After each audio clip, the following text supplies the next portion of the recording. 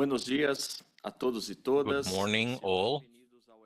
Be welcome to the regional webinar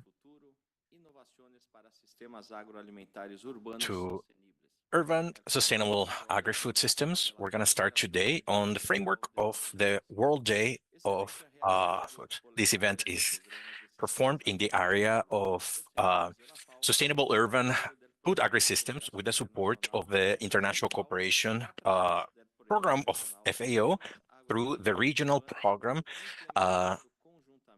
Urban Agri-Food Systems, sustained by the Ministry of Development and Social Assistance, Family and Fight Against Hunger, MDS of Brazil, and the UN Organization for Food and Agriculture, FAO.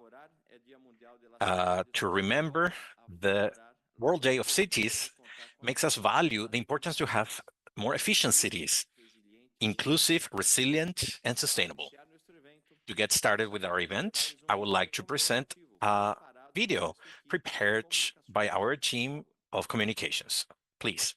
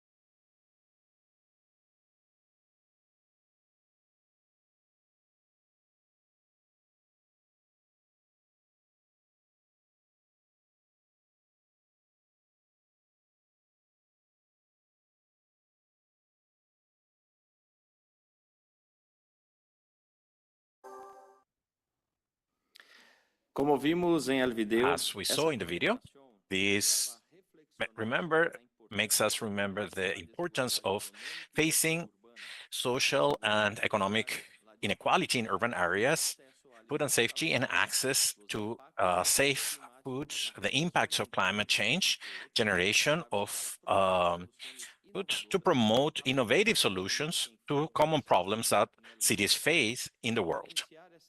To get started with this conversation, I would like to give the floor to Mariana Falcão, project analyst of the Brazilian Cooperation Agency, ABC. Gracias, João. Bom dia. Thank you, John. Morning. Is it possible for me to speak in Portuguese?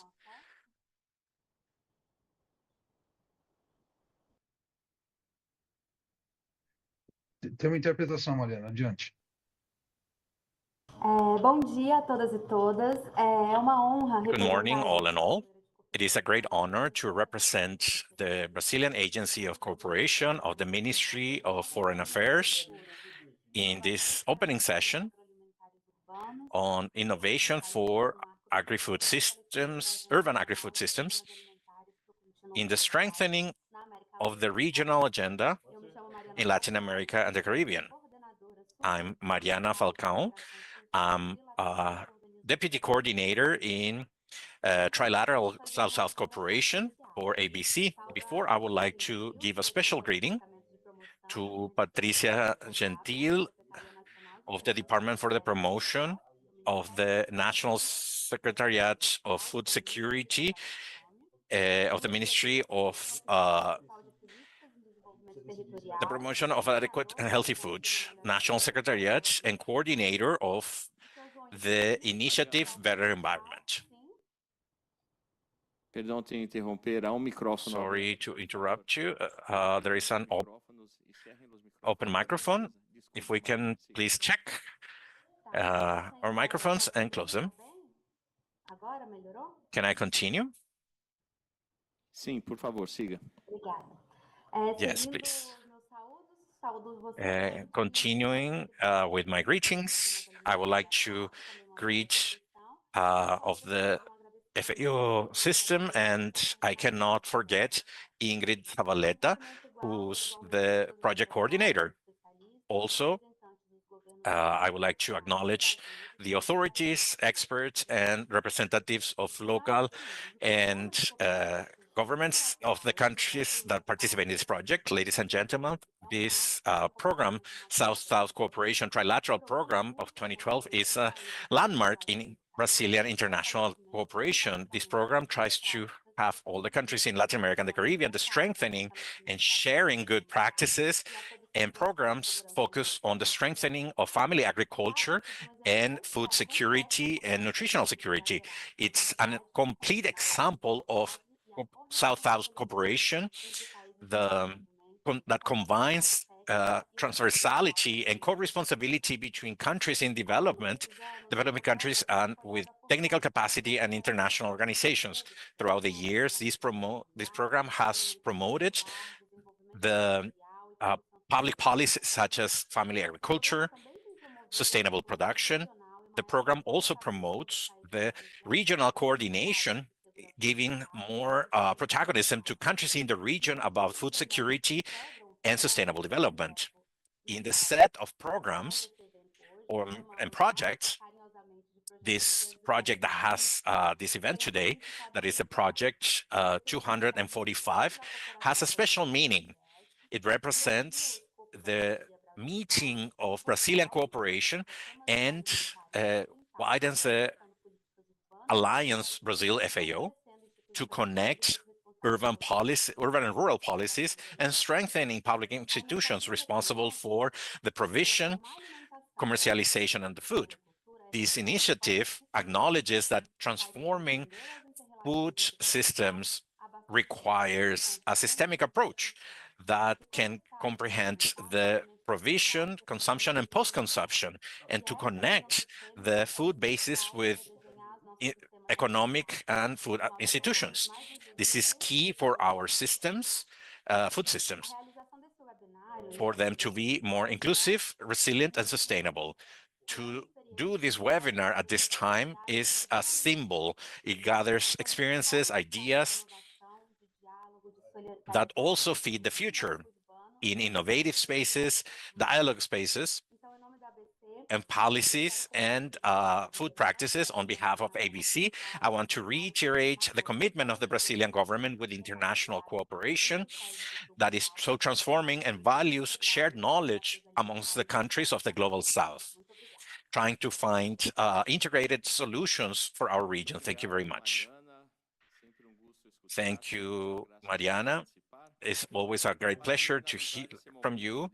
Thank you for taking part. To close this opening moment, I would like to welcome Luis Carlos Verducci, who is Senior Policy Officer in Territorial Development. Thank you very much. Good morning, all. It is a great pleasure to be here in this opening of this regional webinar, Cities that Feed the Future, Innovation for Sustainable Urban Agri-Food Systems. To have so many good people here with us, it is a forecast of a great discussion to go deeper into these systems. I would like to acknowledge Patricia, Mariana. It is always a pleasure. Ingrid, colleagues, here in the region, in Latin America and the Caribbean, this issue of transformation of agri-food systems has to, in this urban-rural continuum, is key.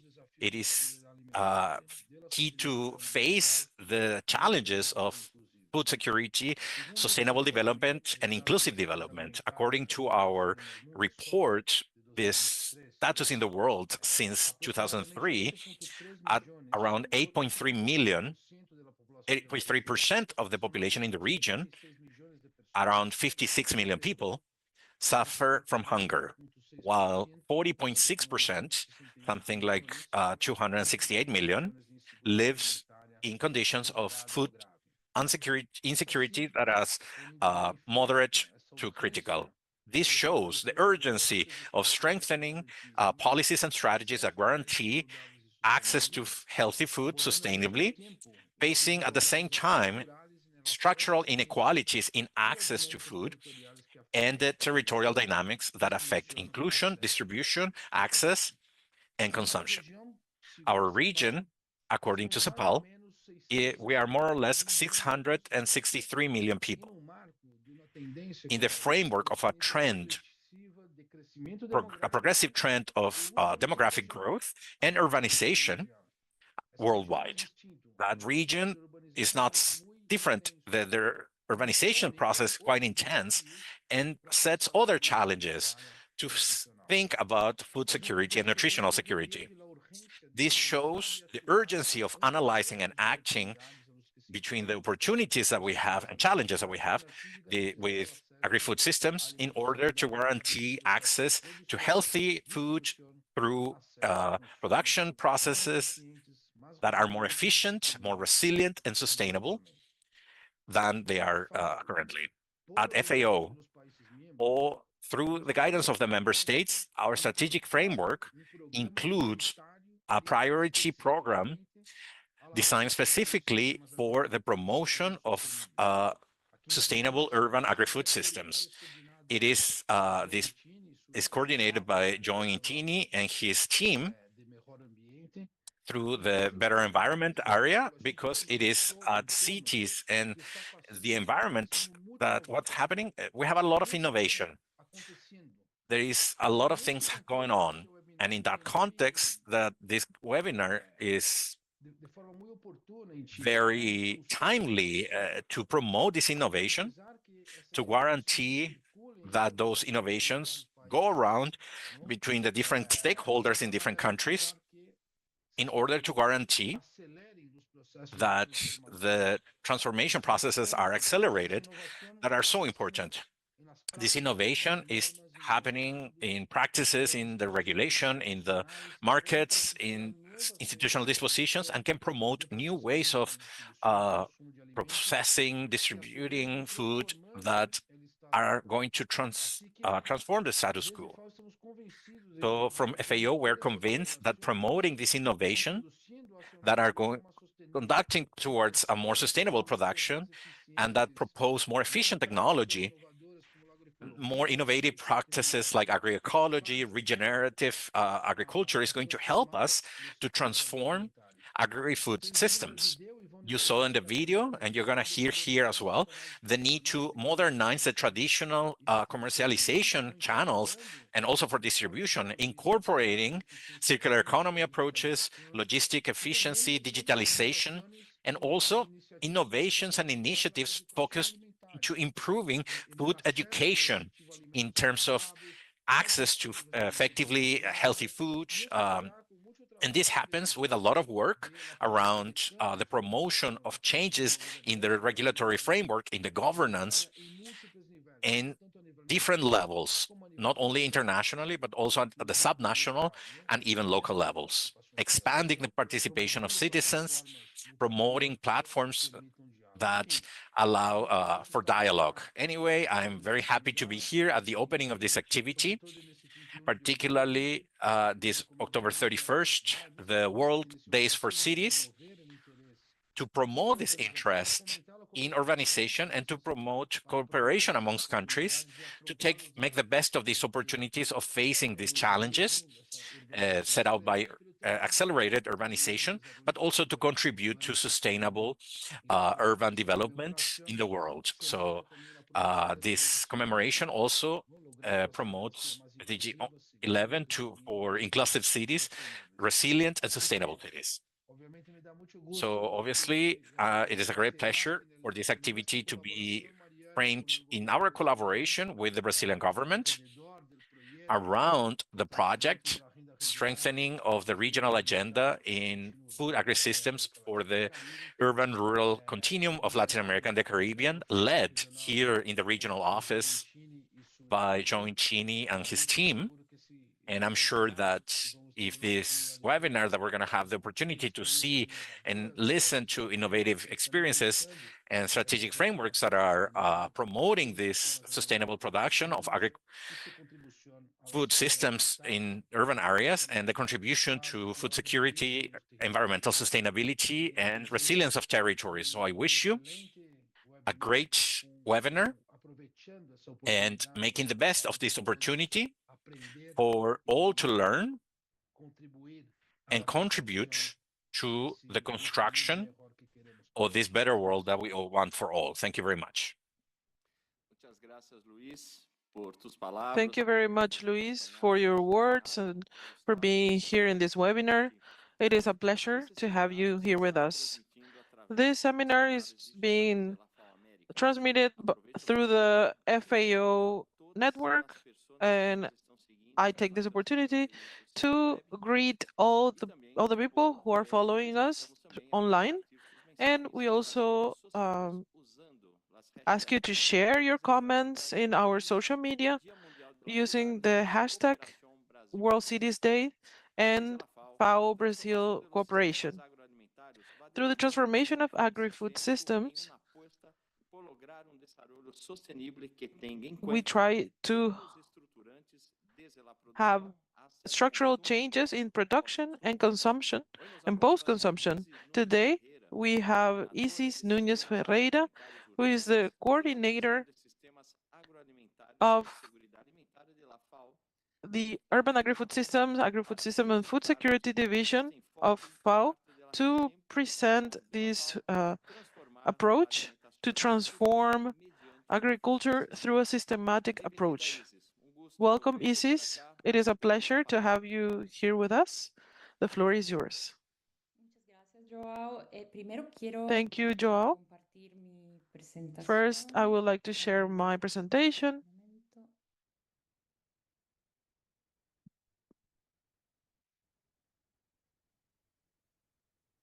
¿Me pueden confirmar que se puede ver Can la you confirm diapositiva? that you can see my PowerPoint?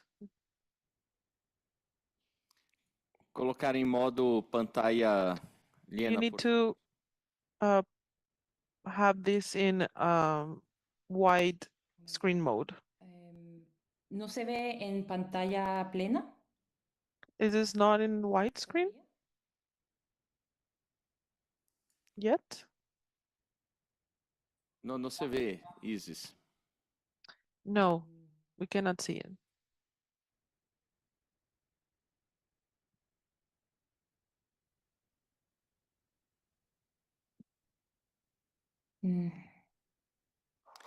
Isis, vamos seguir adelante, porque se vê. Isis, let's just continue because we cannot see this in full screen, but we can see your presentation.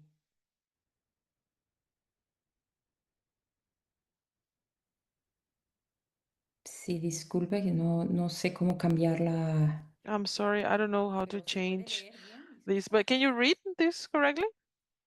Sí se puede. Siga, por favor. Yes, you can. Please continue. Ok. Ok, bueno, muy buenas tardes. Okay, good buenos afternoon, días, a good todos morning y a to todas. Es un everyone. privilegio para mí estar It aquí is a representando de privilege for la me to División be de here representing the division of Agroalimentarios aquí en la Agri-Food sede. Systems Mi here nombre es at Isis FAO. Núñez Ferreras, My soy name is coordinadora Isis Núñez de Ferreira. I'm the las actividades coordinator of urbanos Urban y Agri-Food estoy también Systems, representando a mi and I also supervisora represent técnica our que está director, detrás de esta publicación who del is behind the artículo hoy, publication que se of enfoca en this transformar la article, alimentación which y is la focused on agricultura mediante un transforming enfoque food and sistémico. Esta es agriculture una through a publicación muy systemic importante para approach. nuestra This is a división very que important publication for our precisamente division los that I will podemos be explaining to desarrollar. you a little bit Y more. creo que es muy relevante para And nuestra I think that's discusión. extremely La relevant segunda for this parte de mi discussion. presentación se Second part enfocará of my presentation will los be sistemas focused on agri-food agroalimentarios systems, urbanos, urban y agri-food explicar un poco qué systems, estamos and to haciendo explain a little bit desde la sede more en what we're colaboración con doing las here at autoridades FAO regionales y de in sede collaboration with the para regional transformar los offices sistemas to a nivel de transform ciudad. at the Esta systems at publicación the city level. es This publication sobre todo una guía normativa is a pensada para guide responsables de política, equipos thought técnicos y for todos aquellos que están policymakers practicando y and que quieran those who are aplicar este practicing and want to sistémico apply this en systemic approach particularmente in the al field, área de alimentación especially y in the area sistemas of food alimentarios. and food Lo que systems. ofrece son unos estándares What we offer establecen is our standards, clear criterios, prácticas standards, y ejemplos que permiten criteria, alinear a ministerios y practices municipios, that así can como todos align otros actores ministries and other relevantes del sistema actors, alimentario relevant en actors in torno a the unos food principios systems objetivos y a toma de in decisiones que se basen en evidencia. Esta objectives audiencia, así based como on todos los que estamos evidence. aquí, obviamente tenemos una ambición All of compartida. us who are La here, we have necesidad a de shared siempre es vision, construir medios de which vida is dignos para todas las guaranteeing personas que food to trabajan y everyone dependen de los sistemas for agroalimentarios, all people reducir around the world, desigualdades en este sistema, reduce asegurar inequalities in the precios system, saludables to y hacerlo de secure manera healthy ambientalmente diets, sostenible y and to have en el largo plazo. um, En resumen, ofrecemos en sustainability in común una production. hoja de ruta para pasar del We esfuerzo offer a separado roadmap a resultados integrados. to change from Esta misma audiencia isolated efforts to que estamos enfocando en joint nutrición work. This también publication lidia a diario also con los deals with recurrentes challenges, estrés recurrent challenges, and I actuales. think Hay that mucho you are going to pensamiento present lineal today. todavía y There is a confuso linear en cuanto a los thought sistemas alimentarios. Hay right now gobernanzas regarding food fragmentadas, systems. gestiones There is politizadas y mensajes fragmented descoordinadas en distintos governance. sentidos. There is no El resultado es coordination. muy There conocido are por muchos rigid de plans, nosotros. and the result Espero is que known by many of us for estos efforts resuman that compete sino amongst each other expiran para las propias agendas. that Ahora, are recurremos al only for desconectado specific por agendas. separado. So we Por cannot ejemplo, solve si this pensamos en desperdicio separately. de So alimentos for solo example, if por we agricultura treat urbana, perdemos las food oportunidades waste, en un mismo gobierno. we La oportunidad de redistribuir alimentos a comedores y we lose bancos the alimentarios. opportunity to La oportunidad de redistribute tener food cultivos para to huertos food banks, urbanos to y la have oportunidad de reducir um, metano y costos de vertedero. fields for Nuestro enfoque communities and sistémico en una to sola política reduce municipal la methane. recuperación de excedentes, compostaje y compras públicas se convierte en un costo en múltiples This beneficios que se is refuerzan. will Ahora, ¿qué nos dice so esta publicación en cuanto what does al this sistema? publication tells us about Esto on es, the ante systemic todo, un approach? motor práctico de This is an transformación. No estamos engine for hablando de un transformation. concepto, We're not es un talking motor about a práctico de concept, it's a transformación. Es una practical limpieza engine por for cambiar la manera de transformation. pensar, It pero se is enfoca a mucho en change cómo in the way ayudar a we los think, but actores it's focused públicos on how we para act and cambiar how el we enfoque work en las together relaciones to y el uso focus del sistema on alimentario. Las relationships personas, los and the food territorios, system las flow. políticas, los People, mercados, los ecosistemas. policies, markets, En esto ecosystems ordena lo que ya existe, connects what alinea políticas, we already have presupuestos e alliance intervenciones para que policies, se refuercen budgets, and en lugar de interventions anularse. to reinforce them Junta múltiples instead objetivos a of la vez, por ejemplo, eliminating each nutrición, other. medios de vida, We focus educación, on equidad y nutrition, resiliencia. climate, resilience. Ahora, ¿por qué un enfoque So sistémico? why do we have a ¿Por qué systemic cambia tanta approach? Why importancia? do we make an Primero, emphasis on reconoce this? la complejidad First, que because sabemos it todos que ya existe en un sistema alimentario changes the como una complexity ventaja. in Y ha hecho this que cada food dimensión system in an trabaje en advantage, varios frentes a la vez, que and produzca it helps múltiples us efectos a work la vez. at Por different ejemplo, fronts at the equilibrar same time. trade-offs For y aprovechar example, co-beneficios tecnológicos equilibrating para el trade-offs, crecimiento, evaluating estrategias de results nutrición para together, reducir focusing los on ingresos, nutrition, but energía y also in income, biodiversidad. environment, Nos and ayuda a biodiversity. encontrar It estas, helps us estas to palancas o puntos de find impacto these globales leverage que tengan un efecto and multiplicador, ya impact sea por la with a geopolítica, multiplying por los effect mercados, por el uh, rendimiento due territorial o por los to datos. uh, Nos ayuda a optimizar territory nuestras políticas organization and all and others. especialmente en la situación actual global. Se enfoca en hacer menos It dispersiones del gasto focuses on público y generar más less impacto por cada dispersion of public inversión y expending, financiamiento. and to focus more on investment. Ahora, la publicación también se enfoca So mucho the en el publication also cómo, talks y esa es la about parte más how, importante y el and that's corazón de the la most publicación. important part, the Y heart esto lo of the hacemos por publication. medio de And principios this we do through territoriales y principles, los 6 intersectoral elementos del desarrollo principles, sistemático. and Muy rápidamente 6 elements of these los 4 change. principios de The decisión. four Para que principles, las the four personas decision principles usamos 4 reglas simples para are decidir these mejor. ones.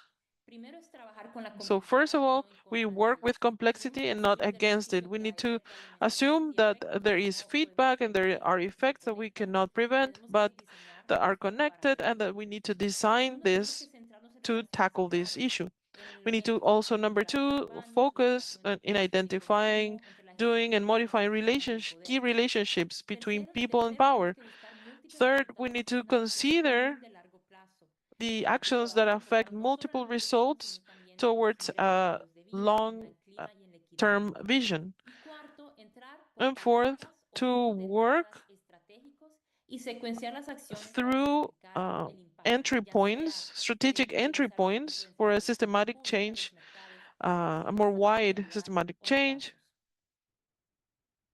Ahora, una parte importante de estos Now, principios son las relaciones an clave. important part is Aplicar los key principios de relaciones relationships. es To apply el qué the hago, es qué está relationship conectado con qué y cómo lo is to reconfiguro. think what is connected Tenemos to aquí what and how en can este I approach reconfigure estos this. tres pasos We have operativos. Por this ejemplo, systemic approach, and we coordinación, quién have compra, quién produce, quién transporta, mapping, quién fiscaliza, production, dónde están los who cuellos de botella, produces, where are el the frío de los precios. uh, Segundo, bottlenecks, elegir una who relación pays. palanca o una Second, relación y también we need enfocar to en el define an bloqueo de entry la situación, point como and mencioné the antes, blockage antes de that is trabajar en happening para in that compras públicas, los situation. pequeños For productores, los example, mercados. public Tercero, configurar procurement. la relación con un ajuste And sencillo third, para decisiones, ya reconfigure sea this una with a norma, simple approach, infraestructura, equipamiento let's para say a producir, norm, an esto agreement, de or relaciones no solo es you conceptual, see that es entender this qué son relationship is y not only conceptual, dónde is están to understand that ubicadas we y leave después this qué where implementar we have these para entry poder points, and what optimizar can we implement to activate construir this lo que entry point necesitamos en el and to sistema. get Ahora, the el corazón benefits de la that we need. publicación es And the seis heart of this elementos publication o are las these 6 básicas elements de un or enfoque sistémico. basic Estos se enfocan practices en with a las systemic 6 approach. áreas These que are tienen que cambiar focused on the 6 en areas las that should instituciones, en los change in actores institutions, in actors relacionados al sistema alimentario related para to que puedan food agri-food systems, accionarse un so enfoque that sistémico. Y eso se refiere we al can have this diseño systemic sistémico, approach. al And this is conocimiento sistémico, la related to gobernanza, las acciones, systemic la thinking, inversión y systemic la práctica. knowledge, systemic governance, systemic ¿Cómo action, se implementa esto?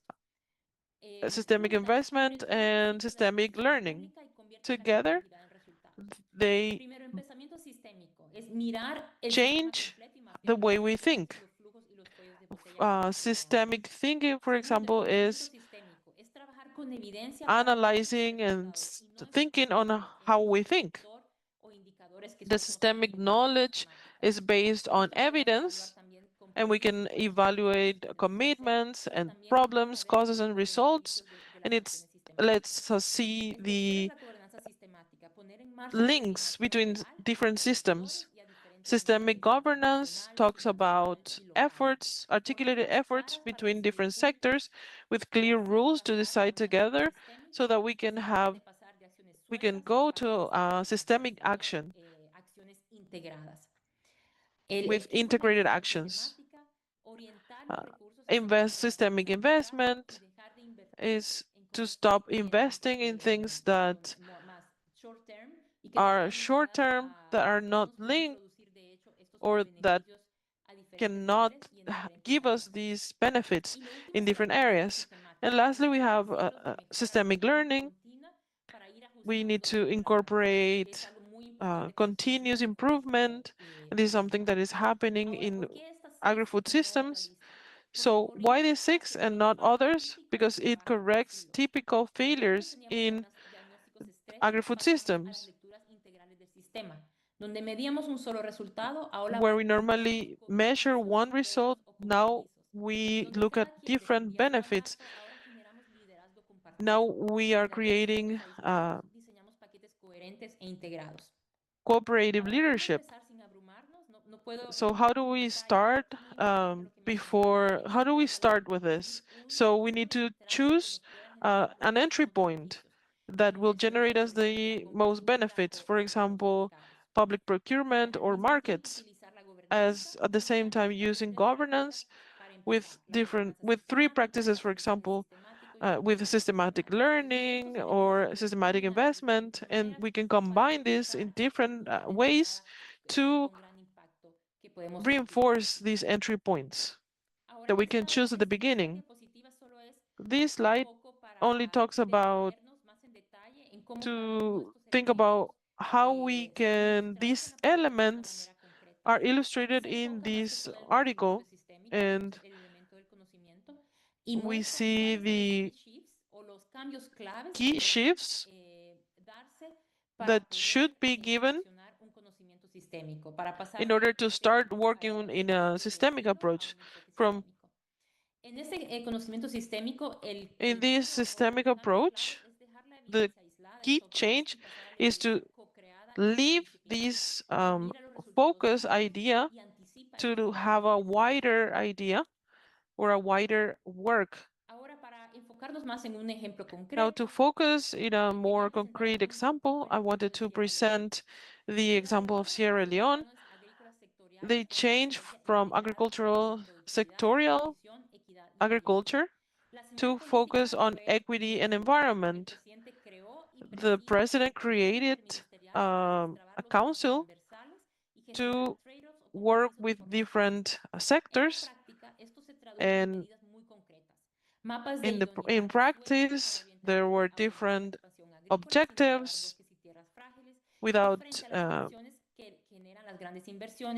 líneas de crédito y subvenciones de contrapartida para la agricultura familiar, de modo que el crecimiento vaya. So this growth that Sierra Leone went through, they participated in the public budget, and they mobilized more than $1 billion to different partners and in financial institutions with active dialogue to bring international investment. They use this systemic approach so that everyone will be focused on the same objective, and we take coherent decisions. So how can we use this report? The partners can use it, or different offices and national governments. This can be used as a reference for in order to take action, to guide the integration of different systems, to design projects and proposals.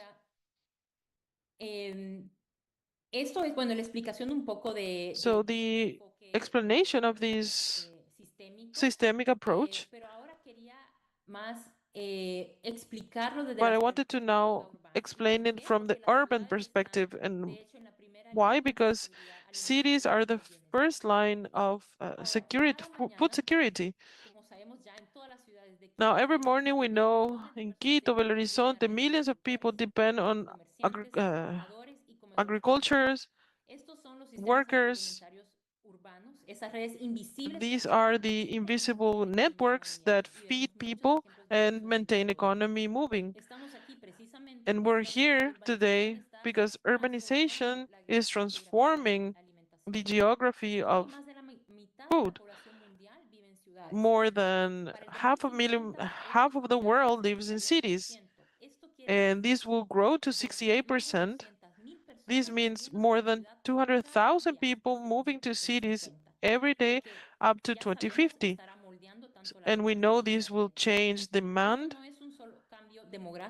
And this is not only a demographic change, but also how we commerce and consume food. However, cities are only 2% of the world. They consume 70% of food. And they produce almost half of residues in the cities. Aumentando la distancia de transporte, costos y emisiones. Entonces sabemos muy bien que lo que ocurre en las ciudades So we know that what happens in cities determines what is produced, what it is commerced, and what families can buy. As cities grow and the geography is transmitted, we cannot forget who are being left behind.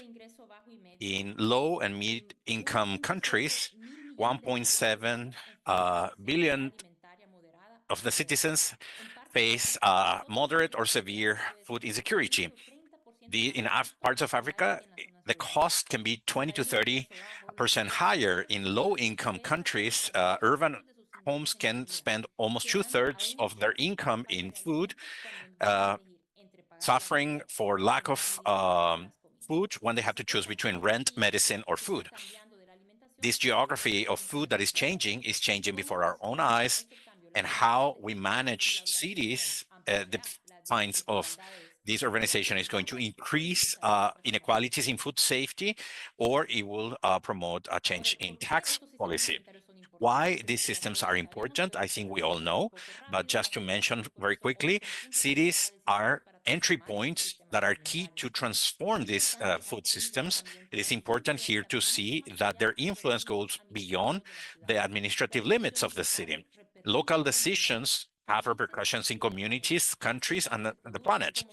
It affects what is produced, how water and soil are used, and if the population have access to healthy food. Now, for that reason, agri-food systems are at the center of the FAO work on urbanization through the priority area of the B4 program that is called Achieving Food Systems, Sustainable Urban Food Systems. We support countries and cities to treat food as a policy challenge and a system opportunity, linking governance, innovation, and investment. The urban focus of FAO has evolved in the last decade, as you can see here in the diagram. Of the first collaborations around the Milan Compact and the Urban Food Agenda, the launches of Green Cities in 2020, and the creation of this priority area in 2021, that is now part of the strategic plan of FAO. This is not only a transition in the institution. FAO now manages 150 urban active projects in more than 150 countries. And I must say that the most important innovation that has been created in terms of quantity and quality is precisely based in this region of Latin America and the Caribbean. The graphs that you see show the constant growth in projects, alliances, and impact. This priority urban area gathers areas that used to operate in together the peri-urban, the public procurement of food, reduction of waste, and urban fisheries. Now this has been impacted in a coherent agenda. Now to close, when we talk about systemic change that I explained in the first half of my presentation, when we talk about this in cities, we are not talking about theory. This is already happening in practice, and we're going to hear later in this dialogue. When the waste of markets is transmitted into compost, it can be redistributed to food for those who need it. Landfills are reduced, municipal costs are reduced, and there are green jobs for young people. This is one example of how systemic change can generate multiple benefits at the same time.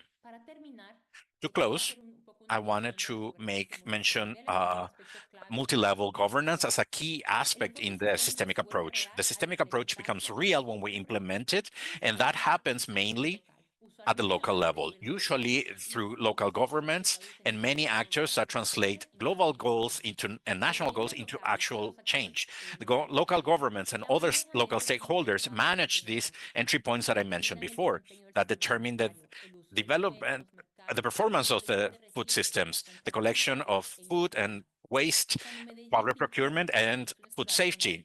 When Medellin linked school meals with farmers in the regions, the diets improved and the emissions were reduced.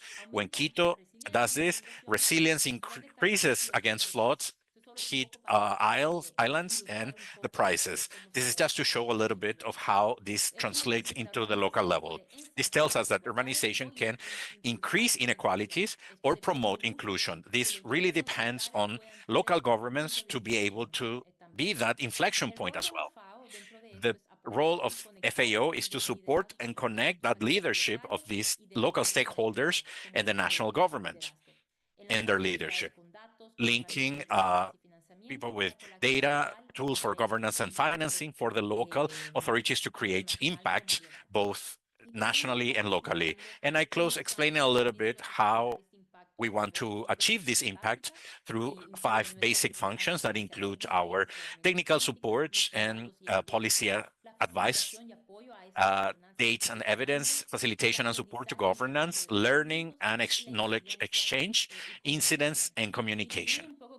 And I close with this picture because it shows very well how we're looking this collective action as a key aspect to promote agri-food, urban agri-food system transformation.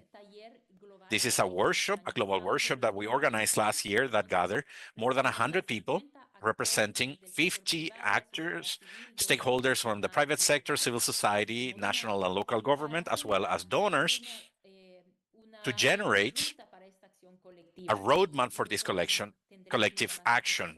And soon we're going to have more news about this, but I wanted to close with this to showcase the importance of collective actions. And now, well, I leave you to continue with the dialogue. I thank you for inviting us to this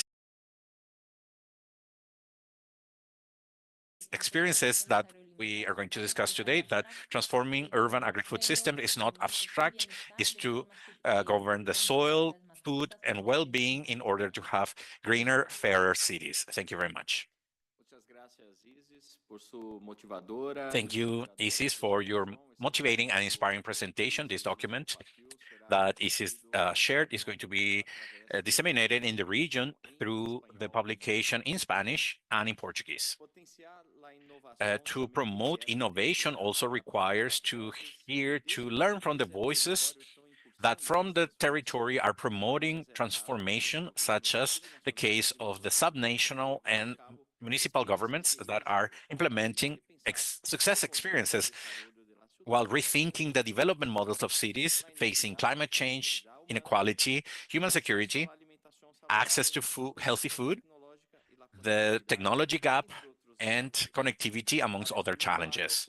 For the first panel on transformation experiences, we're going to have 2 inspiring experiences: the city of Curridabat in Costa Rica, Sweet City, and the case of Brazil to promote a food agenda.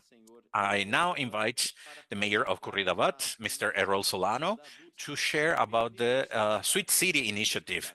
Welcome, Mr. Mayor. We would like to hear you. Good morning, all. It is a great pleasure to be here today. Please allow me to share my presentation.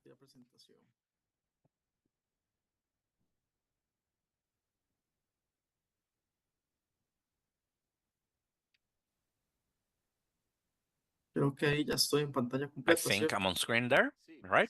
Yes, please continue. Very good.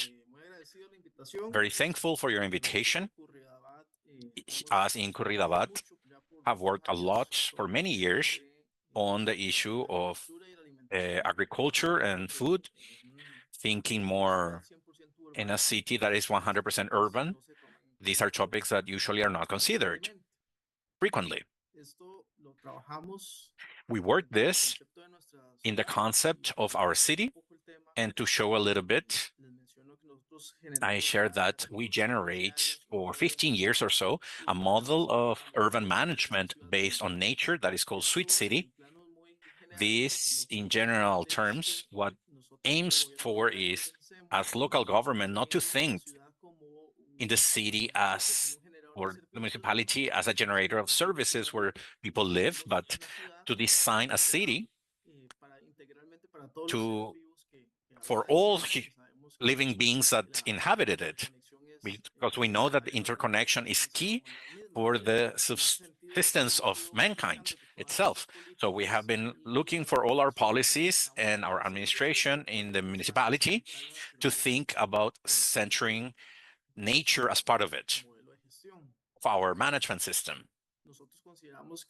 We consider that cities are a living organism that changes and is shaped around throughout time.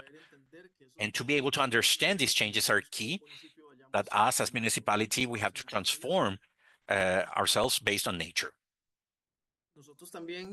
We also, within our strategic plan, have established a whole line of work with regards to nutritious food, with all the projects that are related to agriculture. For example, the farmers markets locally, we want to expand them and put them in the different parts of the city, not only in a centralized place as it was a solution so far. To contextualize, Curridabat is part of the city of San Jose in Costa Rica. We are a small municipality, 15 square kilometers, that currently is 100% urban, and we have around 80,000 inhabitants. This reality of being 100% urban happened less than 20 years ago, because before we used to be a very agricultural village. It was one of the greatest coffee producers in Costa Rica. This has changed. The real estate became the main industry, to the point that we don't have large-scale production anymore. This relates with the reason why the community vegetable gardens are tools for the Sweet City, through a perspective of older adults that live the time of the agricultural life of the village, need this connection with nature, and the young people don't have connection with nature in terms of agriculture. They don't know where food is produced or how to do it, and don't value them at the level that an older age person who did know as part of their daily life for many years how this product was grown, and they assign value to it. In that sense, we have generated 12 community vegetable patches. In 2017, I was part of the founders of these vegetable gardens. We had the opportunity that the municipality gave us technical support and spaces to educate people with regards to this topic. And very proudly, I must say that we have transcended in this sense from citizens to be part of the local government. And part of that process is that we have had this year working to improve that innovation on the community vegetable gardens. We have consolidated 12. Some have been from a more therapeutic perspective, other more productive, in some cases, financial production. The community vegetable gardens we have reconnection with nature, collective learning, and a generation of liaisons.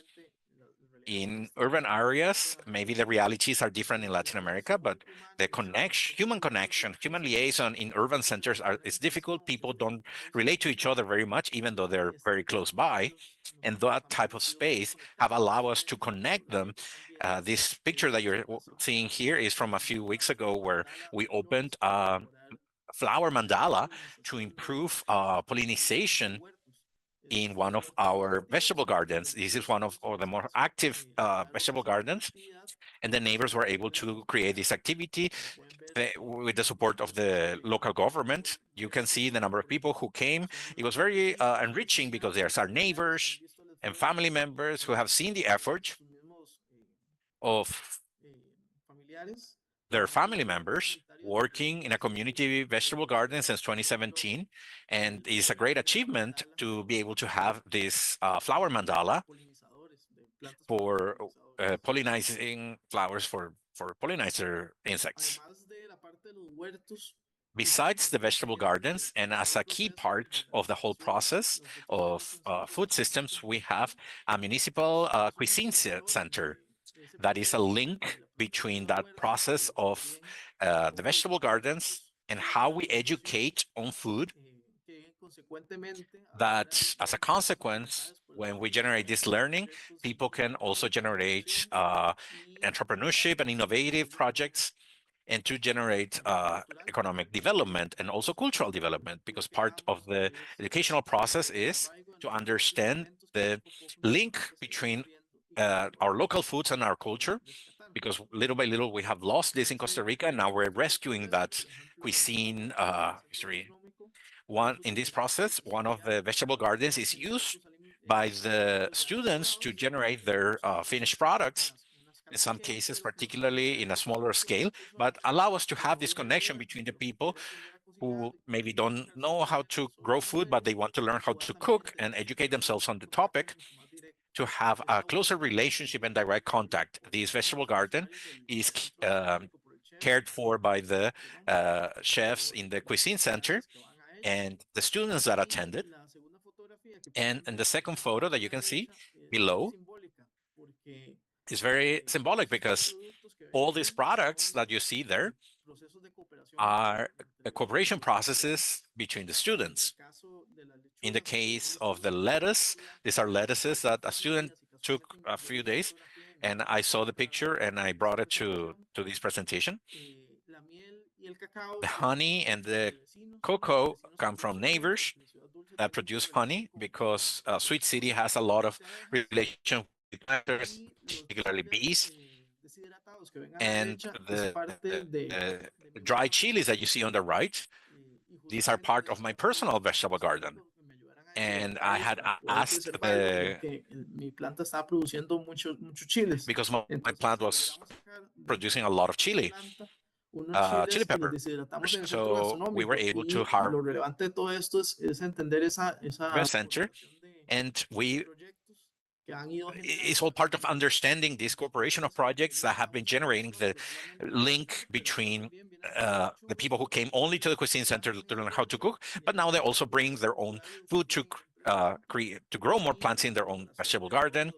And this collaboration between all the inhabitants that we have in the area, the pollinizing insects, the neighbors, and the employees of the cuisine center. Now we are undergoing a process of analyzing the projects so that we can link them, as we saw before, the importance of integrality in projects. In this sense, in 2025, we did a whole process of relating with all the vegetable gardens. We had an annual meeting of gardeners. We talked with people about what were the expectations they have about the gardens. We specified that some gardens wanted to be more productive and others wanted to be more collaborative, more social, depending on the type of population that lived around these vegetable gardens. In that sense, we were able to gather enough information to determine in the future what actions the municipality has to take in each case. In that sense, we have analyzed several elements in community gardens that we have identified in other countries. For example, in Bilbao, Spain, and Hamburg, Germany, there is the concept of community vegetable patches that allow people to have more family places and larger models that allow us to produce in a different way. And this is something that we determined that is important, because some of the gardeners also want, more than the productivity, want to have production for food and for even commercialization. We want to expand this service for next year to a community vegetable patch system that will give an approach for agricultural engineering for people who want to produce in a greater scale, and that in the future we can take some allotments or areas that are non-municipal or other institutions that are not being used that could be used to produce food in a more extensive manner, organically, by these people that gradually have been trained in these community vegetable gardens. Also, a few days ago, we were recognized by the Ministry of Culture as part of the Costa Rican Observatory of Cuisine, and for us it's a great achievement because this project that is called Fogón Futuro tries to link to the roots of Costa Rican cuisine. And a lot of what we used to produce as food is not being made in Costa Rica anymore. People are not eating every day. And so transforming the demand for those food, we can keep them being produced. So this relationship that we have with the Ministry of Culture also is an important liaison for us in order to keep generating cuisine and agricultural culture in our village, to have better food provision for our inhabitants as well. And this is part of the process that we're doing in Curridabat. I don't want to go too much over time, but more or less that's what we're doing. We're moving forward.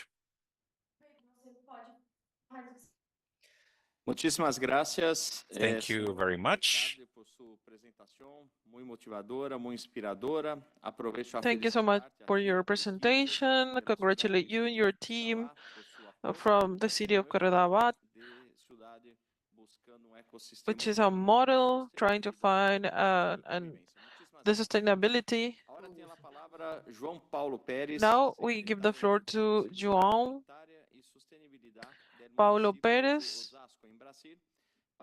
Executive Secretary of Food Security and Sustainability from Osasco, Brazil.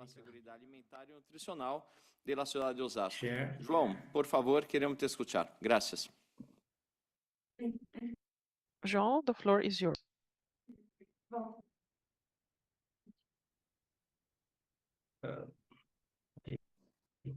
Ok. Bom dia a todos. Eu fiz a apresentação em inglês. Good morning, everyone. Como você preferir, João. I prepare my presentation in English and Portuguese. Good morning, everyone. It's a pleasure and honor of Osasco in Brazil, a city committed to advancing sustainable urban agri-food systems and food security policies.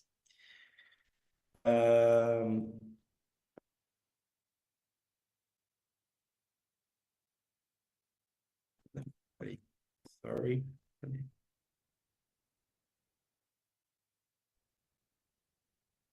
Okay, now it's correct. The city of Osasco in Brazil is part of the São Paulo metropolitan region, one of the most dynamic economic areas in Latin America. We are the sixth most populous city in São Paulo state, with over 740,000 people living here. We have an institutional framework and regulatory in laws in Osasco. Osasco has developed a solid institutional framework to support a food and nutritional agenda. It's included of a municipal food and nutrition security fund, the urban agriculture framework, the pedagogical gardens policy, and the food waste prevention law. These instruments ensure resources, governance, and participation for sustainable food initiatives. Our key programs now, I would like to talk about the food bank.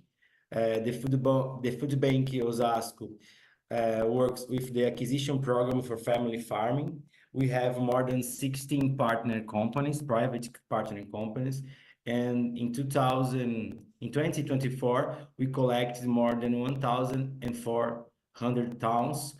And these eatings are donated to no-profit organizations and families in food insecurity experience.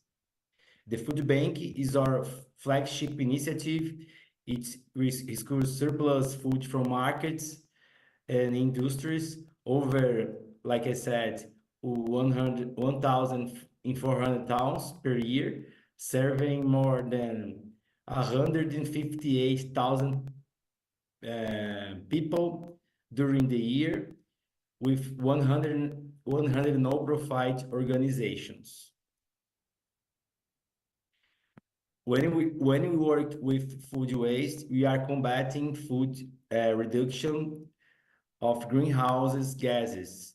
Combating food waste means combating climate change. Each ton of food rescue prevents unnecessary CO2 emissions from productions and landfills.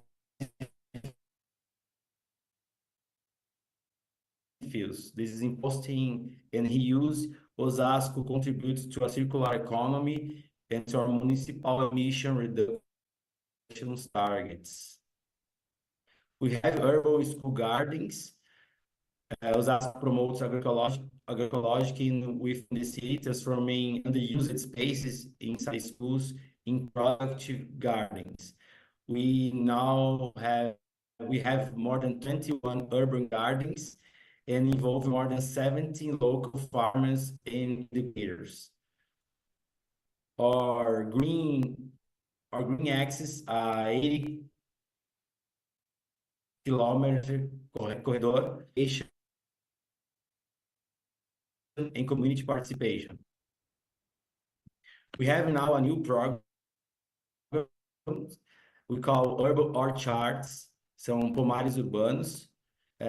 Through our orchards programs, Osasco will promote agroecological and green productions across the city.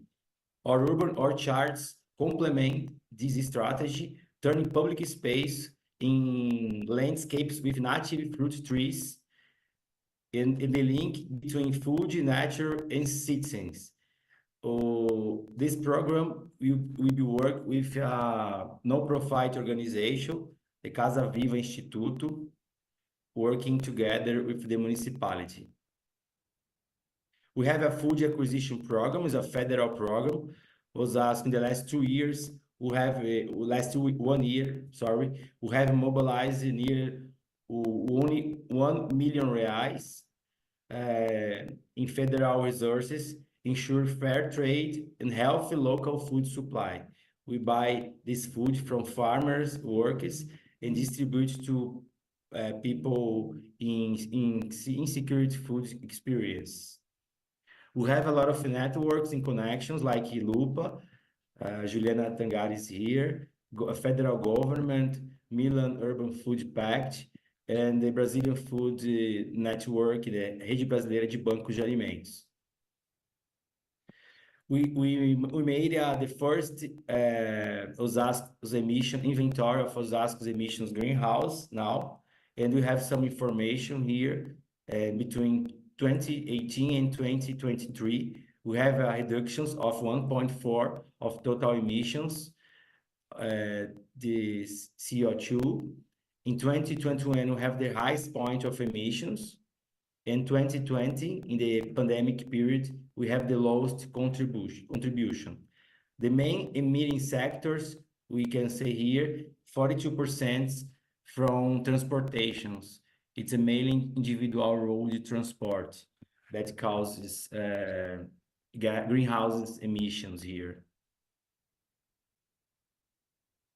This is all these key programs. We have we have another programs, but these programs contribute to the SDGs, the Sustainable Development Goals, like the Development Goals 2, 3, 11, and 12.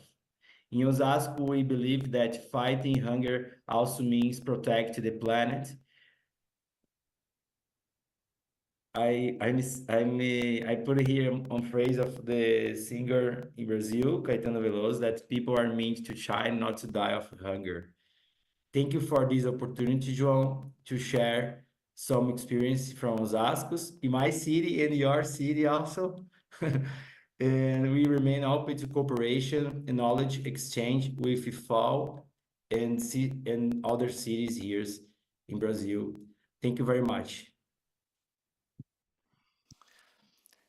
Muchas gracias, João, por su linda e inspiradora Thank you, apresentação. João, for your inspirational presentation. And to finish with this motivational phrase, I am a citizen of Osasco, so I'm happy to see you here. Following this interesting presentation, where the experience of Osasco will take us to look at public policies, to combat hunger, to value the health of inhabitants. And we thank again the panelists of this first block to guarantee food safety implies investing in projects integrating multi-sector and multi-factor programs for its design and development. Brazil has been a pioneer in public policies and has been moving forward for guaranteeing this right with the support of municipalities. To start with the second block, I give the floor to Patricia Gentil, who is the director of the Department for the Promotion of Adequate and Healthy Food, National Secretary of Food and Nutritional Security, CESAN, Ministry of Development and Social Assistance, Family and Fight Against Hunger, MDS, who is going to talk about the strategic framework of public policies in Brazil to guarantee the human right to adequate food, Alimenta Cidade strategy. Welcome, Patricia. It is a pleasure to have you here with us. Thank you, João. I wanted to say hello to everyone, all the colleagues who are here.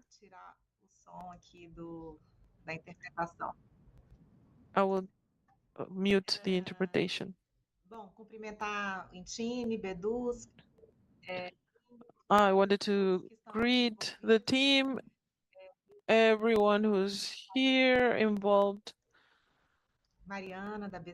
in the countries, Mariana. It is always a pleasure to participate in these moments, to share for the trilateral cooperation South-South, this topic of innovation for agri-food urban sectors. This has helped us to think new public policies so that we can face the challenges. 2 weeks ago, we had the opportunity to consolidate the recommendations of the Food Security Committee from the UN, where FAO is also working regarding urban and peri-urban food systems, because there is a topic that is recognized in the group of agencies in the challenges related to this topic, that 80% of food produced in the world are consumed in cities, and also we live with people who have food insecurity and hunger. This is a challenge for innovation of public policies that can answer to this scenario, looking at this in an integrated way, in a comprehensive way. I'm going to talk about from a perspective of Brazil, where we are in this orientative framework in the food security agenda that has reoriented the system in Brazil, and I think it is important. Obrigada. Não vou entrar muito nesse aspecto, né, de escala. Regarding this aspect of food insecurity, I won't talk too much about the scale of food insecurity, but for us, we see the framework and we can see that we are outside of this hunger map, but there is a need for public policies. As our President Lula mentioned, that the budget should be defined and reoriented to a group of public policies that can take the population from food insecurity. This should be government policy. And when we look at the trajectory and the way these results evident, because what has happened, there were governments that didn't prioritize this topic. And when we had the biggest amount of people in food insecurity, for us, this is evident. The premise of the agenda as a public policy and to return to food insecurity. I will try to be faster so that I don't go over time. And we have several public policies who have been reoriented in valorization of salaries, readjustment of the national food program.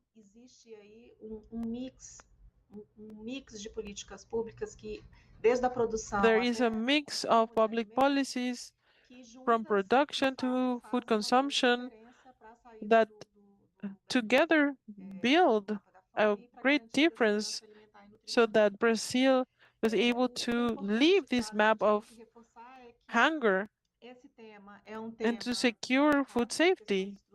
It is important to mention that this is on the framework of access to food and aligned with policies to reduce inequality. And I want to highlight an important element, which is the framework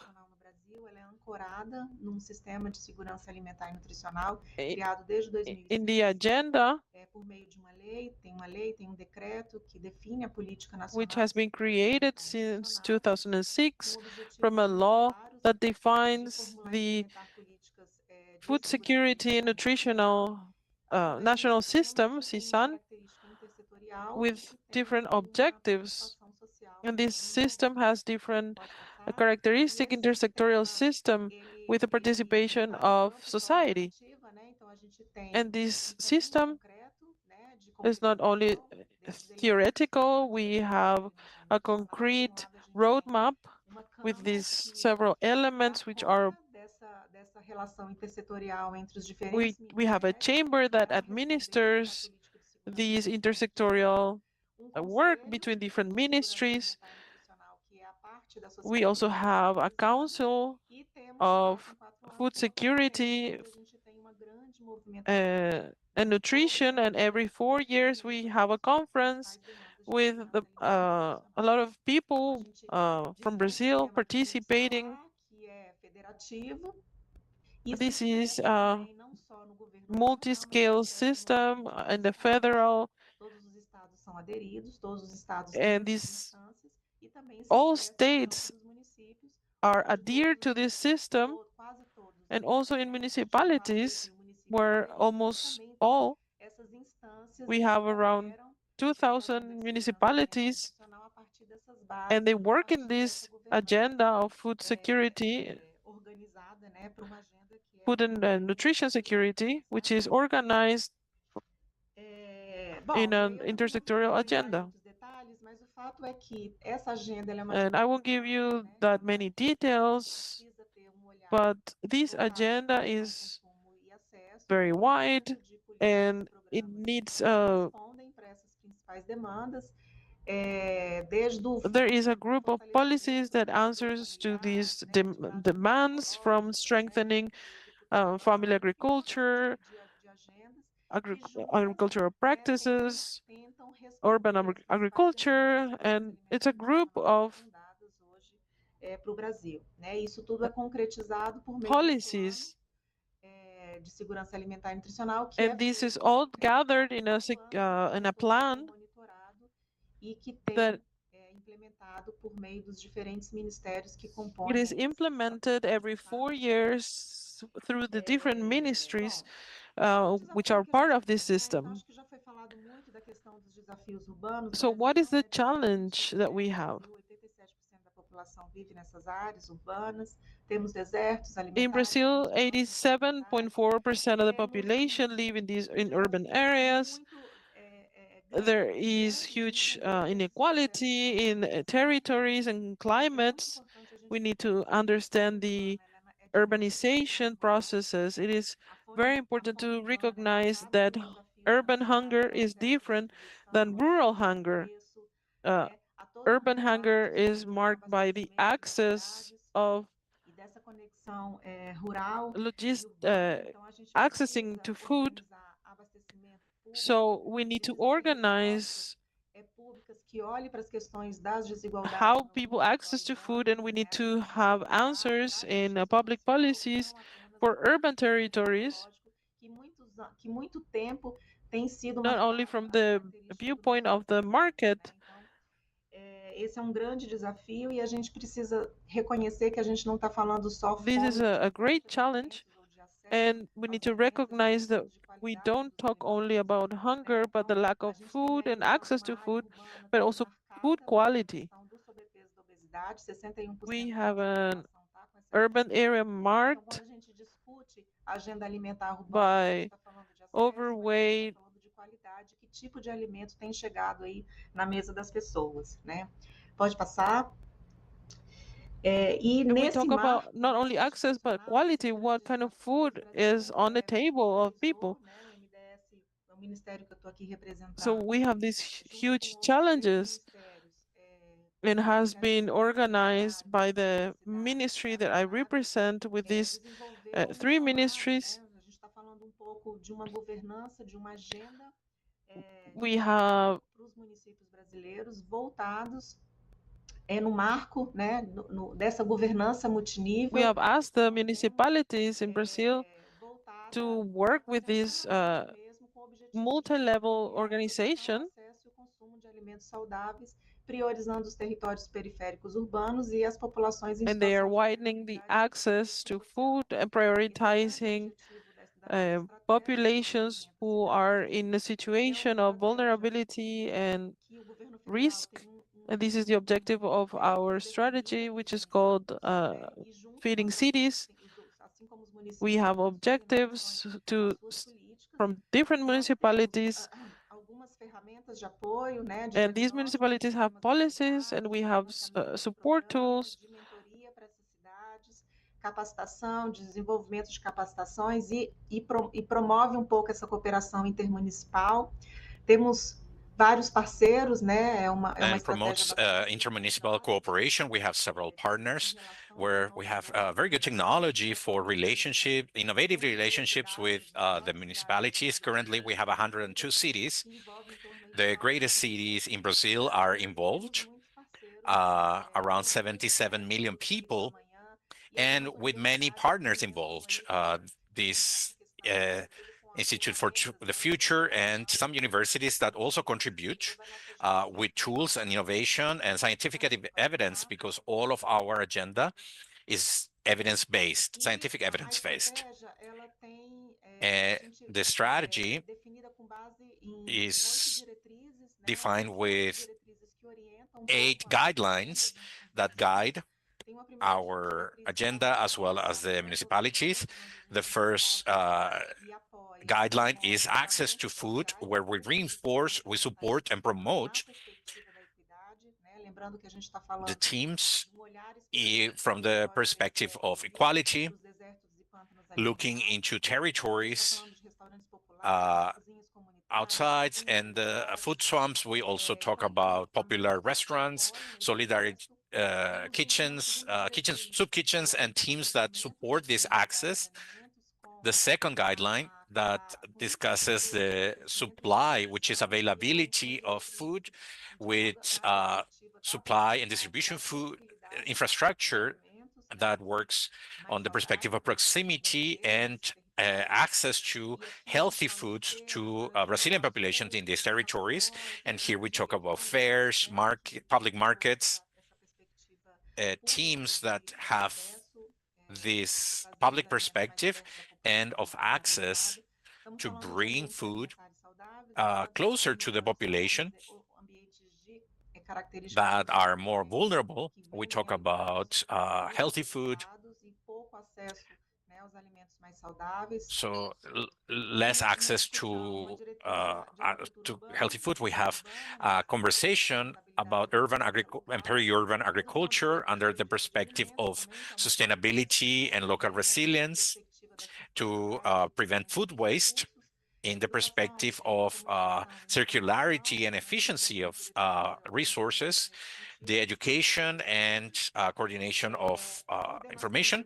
In that sense, also for youth, to coordination and integration of public policies and services, and governance among sectors, and transversal cooperation that allows for intersector local management, and a systemic outlook from the local government level to try to face this challenge of the development of public policy in a sectorial manner. You have 1 minute. So the strategy has a proposal for implementing in 4 stages. The actions urban in the municipalities, there is a pathway for implementing in the local government with some offers from the federal government and innovation from the city itself, the monitoring and evaluation process, and the strengthening of the actions. Here, a little bit of the discussion of the food deserts. You can skip this part. We have some studies for the city where we can identify the territories of the city that have food deserts. And on this map, we can try to see where the most vulnerable population is. We have the technology of information for this, and this helps in the municipality management to have an implementation route and define the teams that need to incorporate in these food deserts and where they need to be developed. What it is best to have a community restaurant or a food market. So the city government has the capacity, a greater capacity to define the priorities. This is the map for Fortaleza. This is a map of food deserts where the implementation has to be done and the difference where they have to be developed. I have some slides after talking about 3 specific programs that are very important that I'm going to mention very quickly. The first one is the food acquisition program. That's PAA, the oldest public procurement program here in Brazil that is offered in these municipalities. That this program has a double function. It promotes food security and responds to the issue of commercialization of family-produced food, and is something that the federal government puts into the municipalities. Another one that is called the Solidarity Kitchen programs in the Brazilian territory. We have supported with financing and resources to support the work of these soup kitchens, different food sources, and also we have developed information and competencies for this kitchen staff. And the third one that I wanted to highlight is peri-urban and urban agriculture. This is an issue that is very strong in cities today. It's a response to several things, right? issues of health, food and nutritional education, climate emergencies, green cities, resilient cities. It's a very strong topic, and people support. We support these actions in different ways in accordance to the level of maturity in the cities. So we have cities that we support, organizations of vegetable gardens and others where we developed the creation of competencies and legal frameworks in different cities. So it changes the type of offer that the federal government gives to the cities to defend the cities, the needs of the cities that they have, and the level of maturity that the city has in order to implement these urban agriculture programs. To close this, João, I just wanted to highlight this topic as well that I think more recently we have launched in the Brazilian Congress of Agroecology, this framework of food systems and climate. We have done the importance of to converge and integrate public policy in this relationship of food and climate. We know that 70% of greenhouse gas emissions comes from agricultural production, and the great consequence. So is the cause and also the great consequence of climate challenges. So we have this challenge to operate and converge and give coherence to public policy to respond to these two dimensions there. And it's a guiding document that has specific mechanisms for the municipalities, local government to develop public policies and reorient this in this framework based on evidence through a set of policies and innovations for this. And to close itself, please close. This is the last one. It's just to leave here the slide of our innovation in public policy lab that you can call from different countries to share our experiences in urban food systems, agri-food systems. And agri-food environments is a way that we have an exchange and a lab for sharing experiences. Is that? Thank you very much. Sorry if I went over too much. And we continue here in our conversation. Thank you, Patricia, for your presentation. I would like to acknowledge Brazil for the recent exit from the hunger map, thanks to an innovative public policy set. Next, we will have a panel on experiences for transformation. We have the experience from Chile, from Colombia, the Latin experience, and from Peru, the experience of Pachamac. I would like to start first with a video with a message on the project for the strengthening of free fairs by the Ministry of Economy, Promotion and Tourism from Chile. Hola, soy Gabriel Bravo, asesor legislativo del Ministerio de Economía, Fomento y Turismo de Chile. Y yo soy Antonia Sánchez, también asesora legislativa del Ministerio. Agradecemos la invitación de la FAO para participar en este encuentro regional sobre ciudades que alimentan el futuro. In Chile, the open fairs are a key part of our urban agri-food systems. For over 200 years, they supply the neighborhoods with fresh, nutritious food at a fair price, connecting directly farmers with consumers. Today, there are 1,300 open fairs in the country where more than 300,000 people work. Through them, more than 70% of fruits and vegetables consumed in Chile are commercialized, contributing to job creation, local economy, and social cohesion. However, in spite of their importance, the open fairs didn't have a law to protect them. Each local government regulated them differently, and that created inequality. The President Gabriel Boric sent all the Ministry of Economy to create a project for open fairs that is being processed now, studied now at Congress. This project has been created through unprecedented joint eco-design through organizations, ASOF, Petracon, and the National Coordinator of Open Fairs, with the technical support of FAO and the representatives of different ministries and services linked to the open fairs. Through 30 meetings, we gather experiences and opinions on the territory, recognizing the historic value of the open fairs, and sets a modern, stable legal framework that is coherent with the current challenges.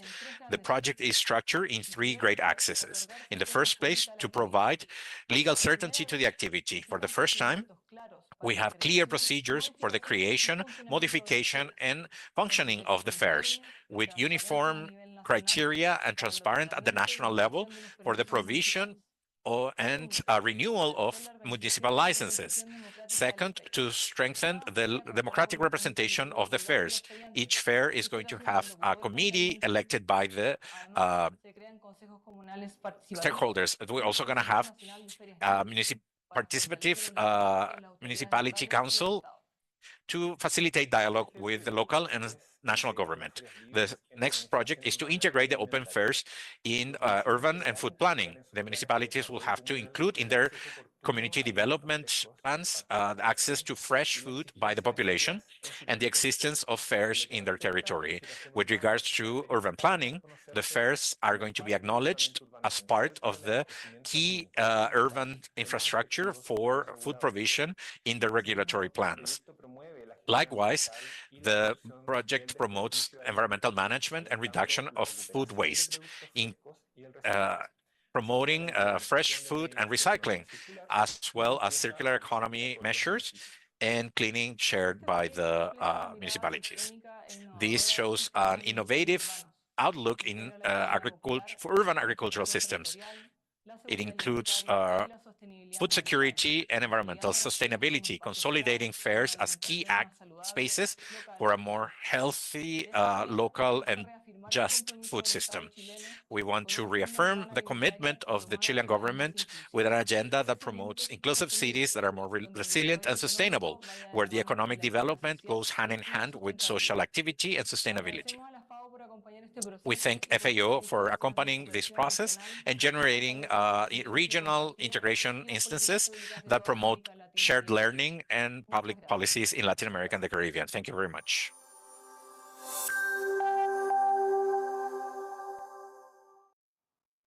A continuação, me gostaria de dar a palavra. Following, I would like to give the floor to Tatiana Menezes, who is part of Colombia Fisheries Professional from FAO, Colatina initiative from waste to resource, circular economy in the fisheries sector in Colombia. Tatiana, you have 5 minutes. Yes, good morning. Thank you for this invitation.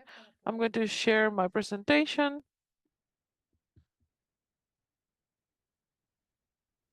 ¿Me confirman si lo están viendo? Please, can you confirm if you can see my screen?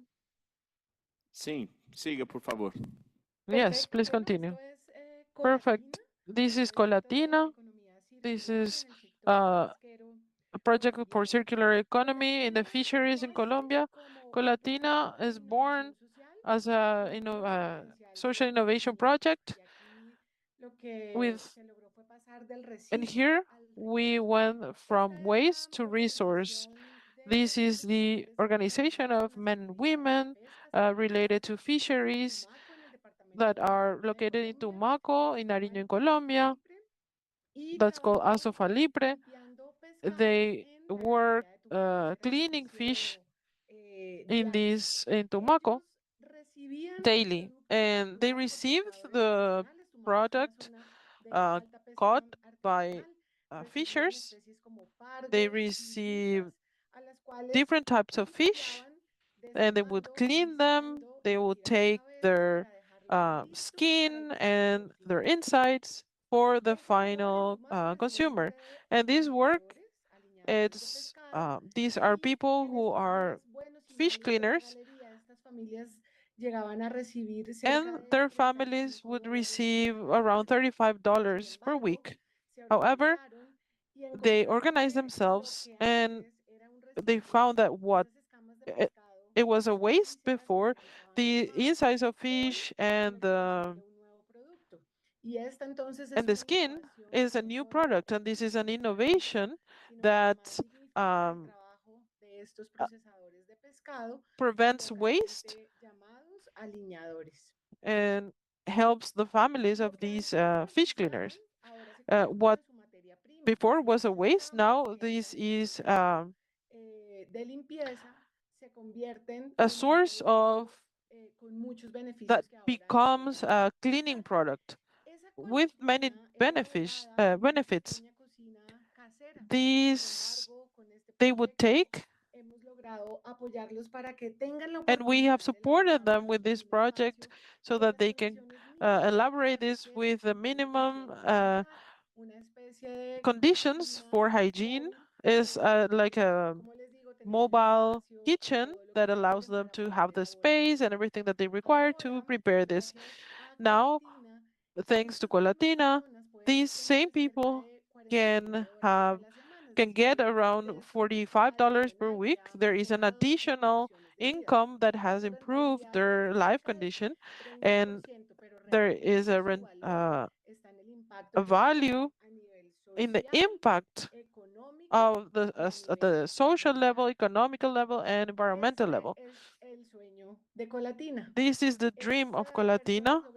These people were able to transform a residue without value in a gelatin, natural gelatin with a flavor of passion fruit. This has no added sugar with 5.3% of protein, of collagen. This is a product that is very attractive and that has been fortified with iron, which is an important element for a Colombian population. And the packaging of Colatina could be recycled. These organic residue will go into a recycling cycle that will have a less environmental impact. And on the other hand, they can also take advantage of the skin of fruit and the leftovers of fish to create compost, which will also create an additional income for these families. These are great challenges, this is a great success for the place where we are, but we want more. The future of Colpre, which is the community of fisheries or fishers who are transforming fish produce, is full of challenges and opportunities. In Tumaco, this is an Afro-Colombian community. There is malnutrition in infants and also obesity in adults. It is a space for Colatina to contribute to transform the local food system, and that's why we will continue to develop Colatina with adding more vitamins like B12 and A and opening new markets.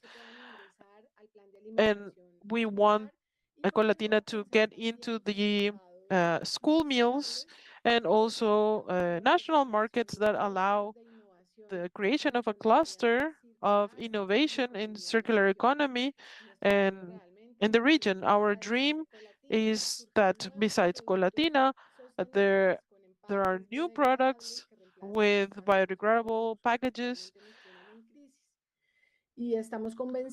And we are convinced that with these type of projects, we generate jobs, we strengthen communities, we improve their quality of life, and we improve the health of the world.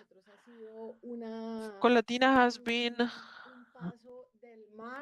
a step from the sea to new life opportunities for these families, and from a waste to a better life condition for these people and their communities. Muchísimas gracias. Thank you very much. Muchísimas gracias, Tatiana. Thank you so much, Tatiana, for respecting the time.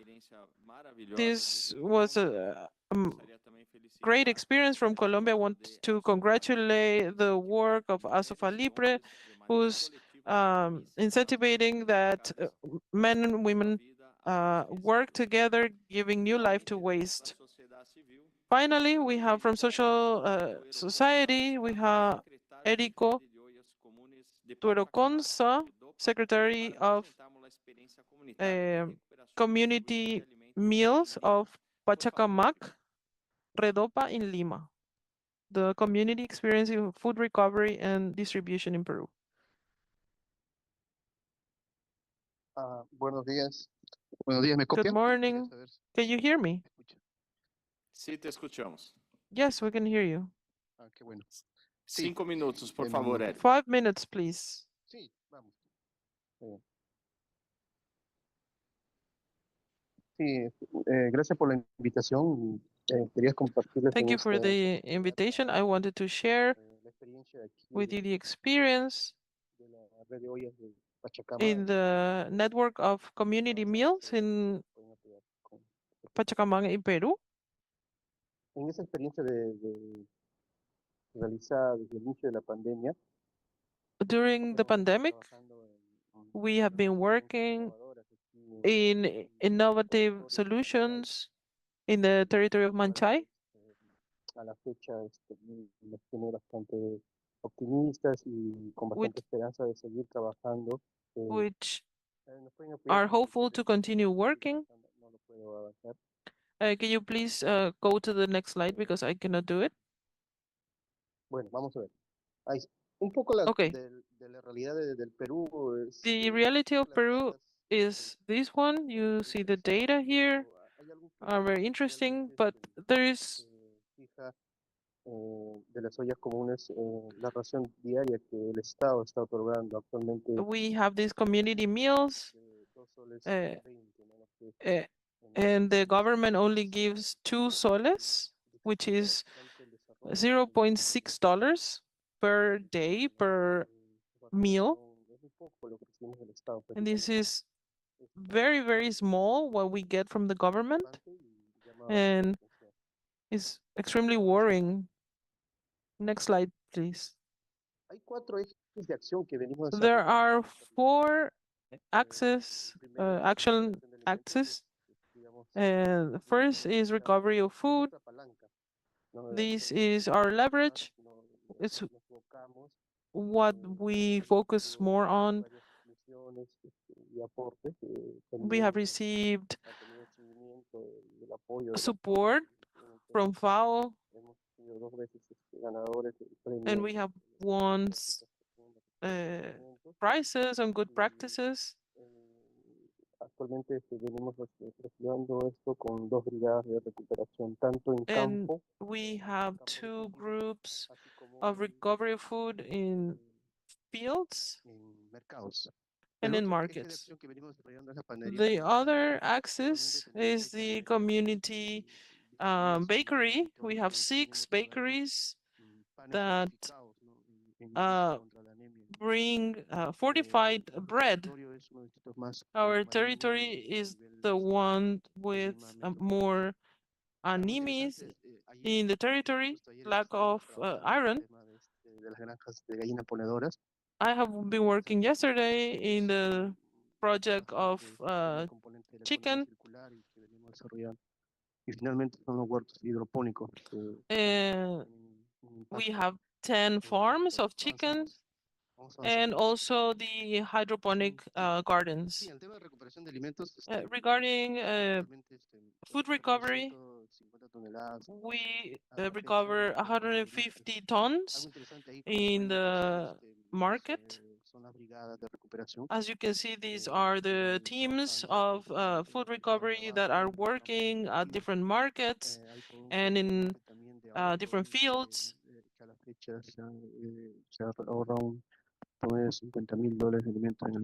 We have saved around $50,000 in fresh food that have been recovered for community meals. Also, the waste from this recovery of food, we're also working on food processing.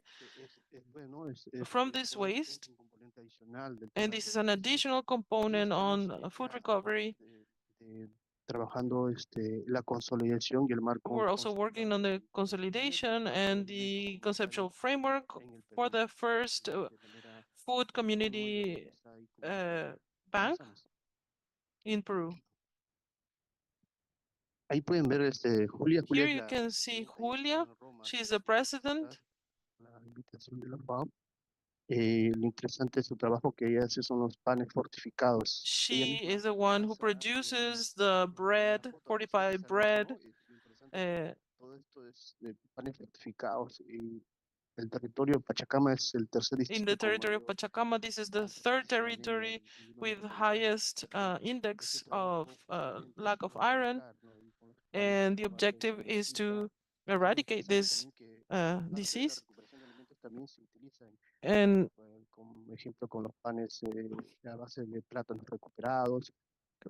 they produce this bread with the skin of plantain.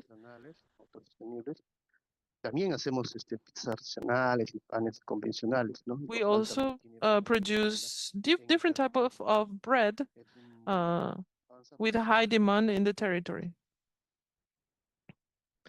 And here you can see one of the gardens, the hydroponic gardens.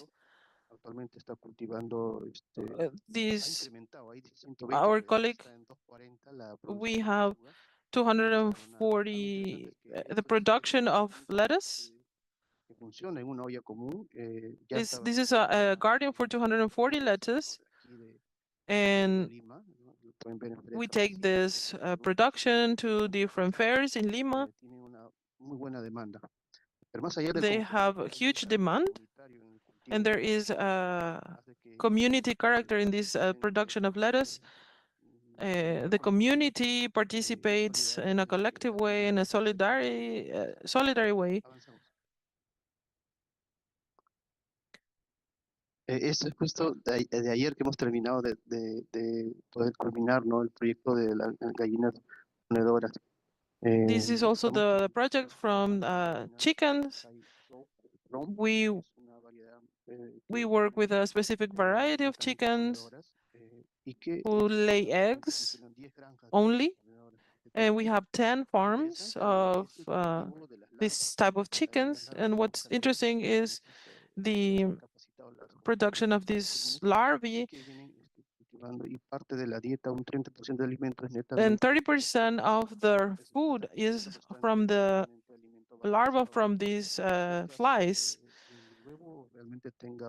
So, and this makes that the egg has highest quality in nutrients, and this is better for the health of children who are beneficiaries of this project. This is a very important project, and we will expand it next year.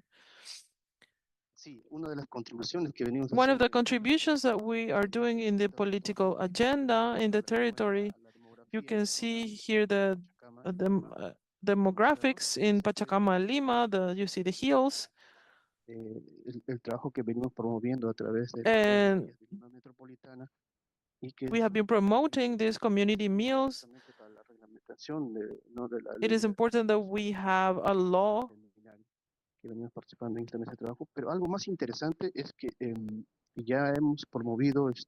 we have also promoted different laws that support these food security actions to strengthen fairs, food recovery, and we also buy food directly from farmers, and we help around 1,300 people every day so that these people can eat in the district of Pachamac. That's all, and thank you very much. You can follow us on social media. Thank you.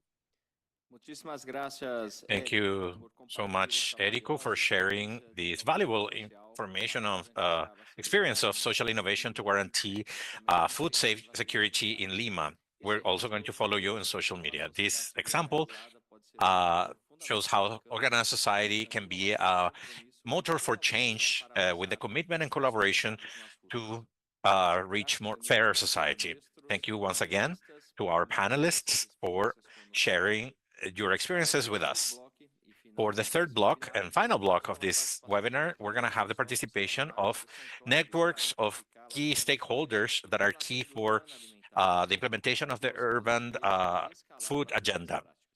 We are going to share their good practices, strengthen the key alliances and partnerships so that nobody's left behind in the transformation of food systems, contributing to reestablish the World Alliance for Sustainable World with joint efforts for fairer, inclusive, and sustainable and resilient cities. Next, we're going to have the message shared by Mauro Tamayo, Mayor of Cerro Navia, city here in Chile, current president of the mid-size food system cities network, Red CISA, to which 66 cities in the region belong.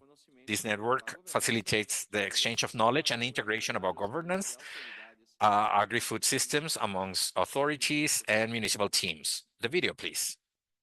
Hola, soy Mauro Tamayo, alcalde de la comuna de Cerro Navia y además presidente de la red CISA. Estamos felices de poder participar en este webinar y sobre todo compartir alguna experiencia que pueden ser útiles. ¿Por qué consideramos desde la red CISA que es importante la asociatividad? Bueno, esta red es una red asociativa de distintas ciudades intermedias, aquellas que representan hoy día al 20% aproximadamente de la población en Latinoamérica y el Caribe, y son estas ciudades que sirven de puente entre las zonas rurales donde se cultivan zonas agrícolas y las grandes metrópolis con oferta de distintos servicios y sobre todo asegurando estos nodos de distribución. Las buenas prácticas permiten esencialmente tres cosas. Uno, encontrar soluciones a problemas comunes. Existimos para resolver problemas. Que estos problemas logren efectivamente ser costo efectivos, que logren ser oportunos, que logren generar una rápida respuesta al que dé mayor valor. Las autoridades, cuando nos pasamos semanas, meses, incluso años tratando de buscar soluciones, es posible que lleguen cuando el problema ya no tiene la intensidad o la urgencia del caso o cuando logra terminar el periodo de cada uno de nosotros como autoridades. Por eso es que es tan importante actuar con prontitud. En la medida que conocemos esta iniciativa o las experiencias, tenemos soluciones que pueden ser adaptadas a las realidades de cada una de las ciudades y por tanto avanzar con mayor velocidad.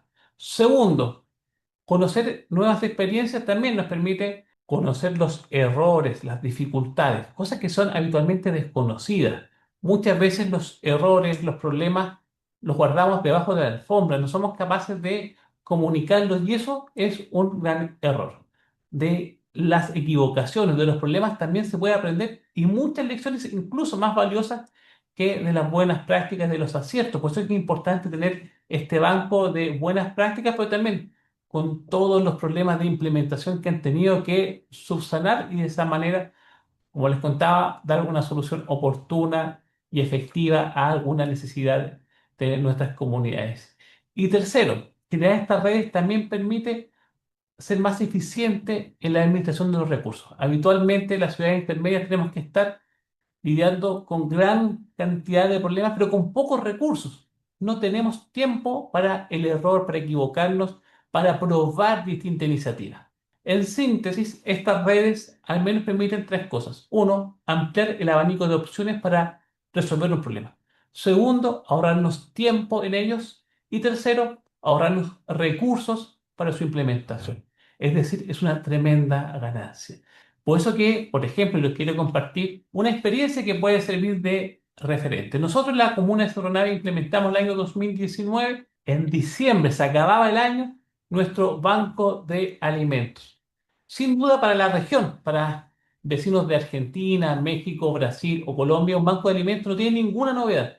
Pero en nuestro país, el banco de alimentos de Cerro Navia fue el primer banco de alimentos público en todo el país. Invitamos a conocer esta experiencia a distintas ciudades, distintas comunas. Tuvimos la visita de una decena al menos de autoridades que con muy buenos ojos observaban esta iniciativa. Esta semana nace el segundo banco de alimentos públicos en nuestro país, al alero de la municipalidad de la ciudad de Cerrillos, donde su alcalde Johnny Yáñez inauguró recientemente su propio banco. Llevamos donación de alimentos y además trabajamos durante meses apoyando técnicamente, primero compartiendo la experiencia, segundo adaptándola a las condiciones específicas de Cerrillos, tercero ayudándole con todas las partes administrativas, burocráticas que debe contar de autorizaciones sanitarias, por ejemplo, para el bodegaje de alimentos. Y hoy día comienza ya su operación y estamos felices de poder decir que ya Cerro Navia no es la única comuna en Chile con un banco de alimentos públicos, sino que ya somos dos y esperamos que en el futuro sean muchas más. Por eso que estamos convencidos que el camino a avanzar en resolver todos los problemas de nuestro continente está en avanzar juntos y juntos a un continente mucho mejor.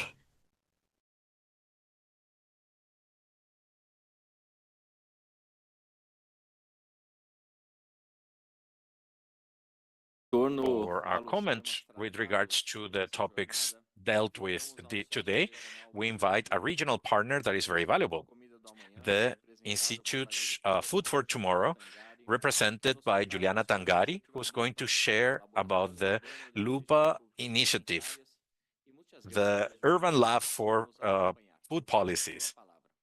Juliana, you have the floor. Good morning, all.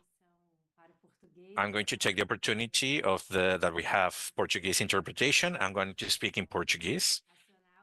I'm going to give you a few seconds for you to enter the Spanish channel, the ones who don't speak Portuguese, so that you can hear me.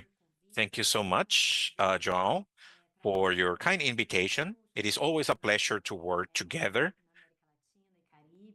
with the regional FAO office for Latin America and the Caribbean.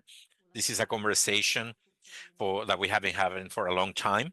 I always remember that the Public Food Policy Lab, and I remember that you did the opening of our first event, and many people here present who has a member of this panel. Is always good to be together. Jean Perez for Osasco, who is also our partner, Patricia Gentile, and so many people that we know in this world. I greet you and I thank you all and everybody who's accompanying us in this moment. Almost lunchtime. We are all hungry, but please hold on, we're almost closing.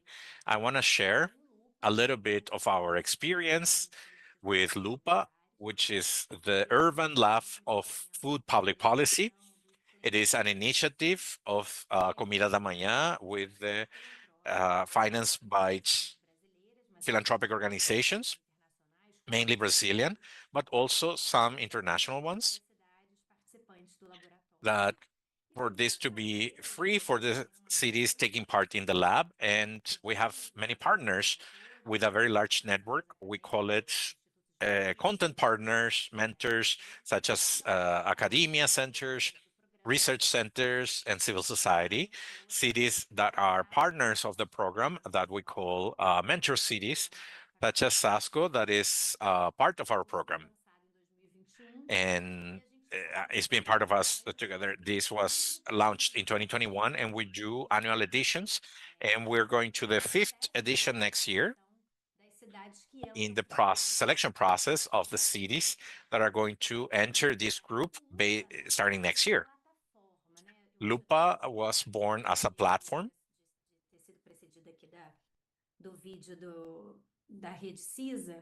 I'm very happy to have been preceded by the CISA network video, because at first we chose not to be a network, because city networks are usually led by cities, mayors of the cities. In LUPA, we are a civil society organization that helps cities.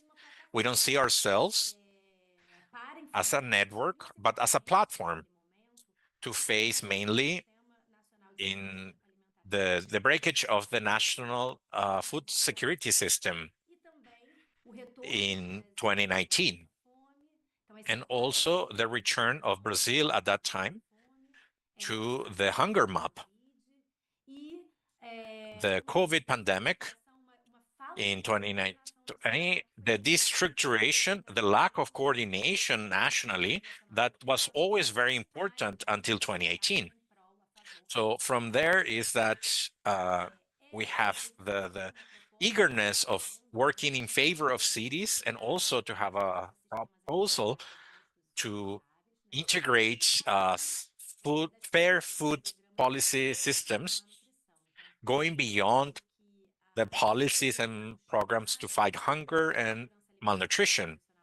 Of course, at that time, the so-called food security in the country made us work, but we also wanted to bring this systemic outlook, this approach, as is presented earlier, that is being worked with FAO for a long time, to include all the perspectives of food systems and working under our methodology with the dimensions of the system approach. Even and maybe mainly focused on systemic governance and systemic knowledge based on this community. And this was also very inspiring, and I like to acknowledge it because of the framework of FAO's Urban Food Agenda launched in 2019. And then in alliance with FAO, we did the translation, the launch of the agenda in Portuguese in Brazil in 2020. And for us, it was very important back then. We thought that we had a strong framework like CISAN until 2018. It was important to conjugate this national framework that at that time was a little weakened with a message that was international of a UN agency such as FAO, and with that to build and guide the work that we had ahead. Also very focused on the notion of circular food systems in cities, as we saw in the several examples presented for the projects. We also wanted to find regional integration. Brazil is a continental country, and projects sometimes are focused in one certain region. We always wanted, and I think that we did well with this, we wanted to work with cities of the whole country. After a few years, this space was consolidated in a community. Sometimes we call it a network of cities or network of communities in the agenda of food systems, but we work with municipalities, mainly rural communities. Our focus is to work with policies locally, or that we believe are developed locally, considering the urban agenda, the territory, and also the urban continuum, rural-urban continuum. I want to show some details of methodologies. The participants of LUPA are mainly the cities that apply to be part with the commitment of the mayor, and with 2 or more department or secretariats, but there is no a single sector or entry point. The cities choose their entry points. So we have technical public agents and some more political representatives that represent decision-making of the cities. And something important is the participation of civil organization through the food security councils in Brazil, a format known and disseminated of the nutritional and food city councils as a permanent forum for the dialogue between civil society and the government for food policy. Today we have more than 60 cities in this group. Every year we have 10 more, and we have an approach in cities that are mid-size, similar to the CISA network. In Brazil, we call this